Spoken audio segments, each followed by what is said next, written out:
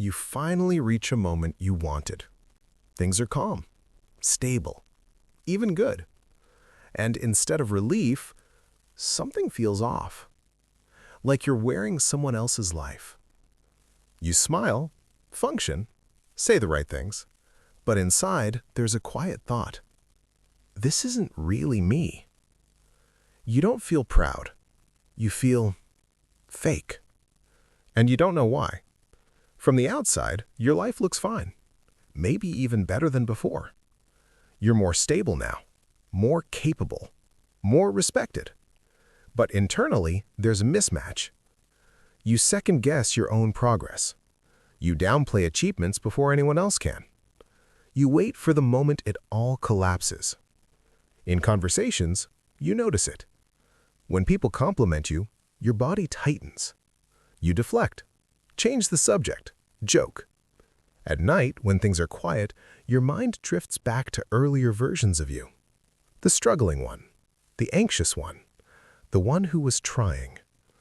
That version feels more real than this one. And the strangest part, you didn't feel fake when life was harder. You felt exhausted, but you felt authentic.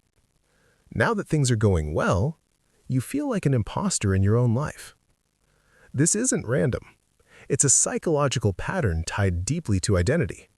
And until you see it clearly, success will always feel slightly uncomfortable. Here's the reframe most people never hear. You don't feel fake because you're dishonest. You feel fake because your nervous system hasn't updated yet. Your sense of who you are was built during struggle, not during stability.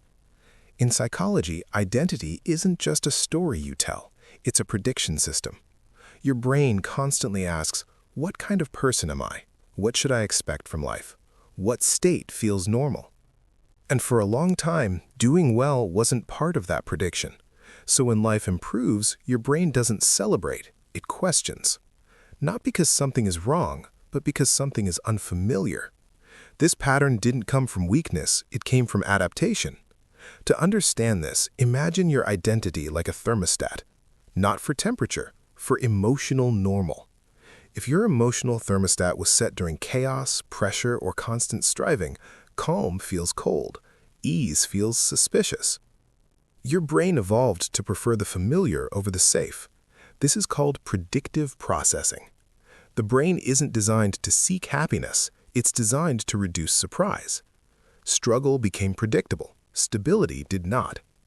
Neurologically, this involves the limbic system, especially the amygdala. It scans for mismatch. When your external life improves faster than your internal identity, the amygdala flags it as a potential threat. Not a dramatic threat, a subtle one. The result isn't panic, it's unease. This is why imposter feelings often appear after progress, not before. Here's a simple mental model. Think of identity as a map, not a mirror. Your map was drawn in one terrain, you're now in another. The map isn't wrong, it's just outdated. But the brain trusts old maps more than new landscapes. And that's where the fake feeling lives.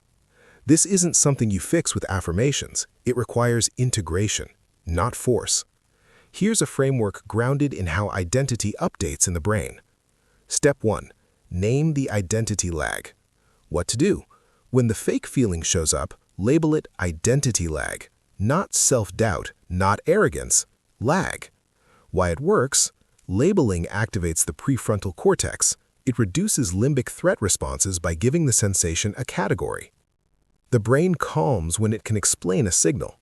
Real-life example. You get praise at work and feel uncomfortable. Instead of thinking, I don't deserve this, you think, my identity hasn't caught up yet. That small shift reduces shame, and shame is what locks the pattern in place. Step 2. Track evidence, not feelings. What to do? Write down concrete evidence of competence without emotional commentary. No interpretation, just facts. Why it works? Feelings update slower than beliefs. Beliefs update slower than behavior. The brain recalibrates identity through repeated evidence, not emotional insight. Real-life example, instead of asking, do I feel successful, you note, I handled X, I solved Y, I sustained Z. Over time, your identity map redraws itself. not through motivation, through data. Step 3, separate worth from struggle. What to do? Notice when you associate effort with legitimacy. Ask, would this still count if it felt easier? Why it works? Many people wire self-worth to cortisol and effort. When effort drops, worth feels unearned. This is a conditioning loop. Decoupling effort from worth reduces internal conflict. Real-life example, you finish something efficiently and feel guilty. You pause and remind yourself, ease doesn't invalidate value. This slowly retrains the reward system. Step 4, let others reflect you back. What to do? Don't deflect every compliment. Pause before rejecting it. You don't have to agree, just don't erase it. Why it works? Identity is partially social. The brain updates self-concept through reflected appraisal.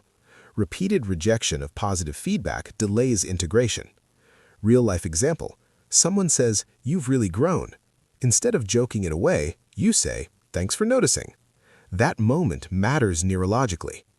Step 5, allow the old self to exist. What to do? Stop trying to kill the old version of you. Acknowledge it as part of the system. Why it works? The brain resists identity change when it feels like loss. Integration is easier than replacement.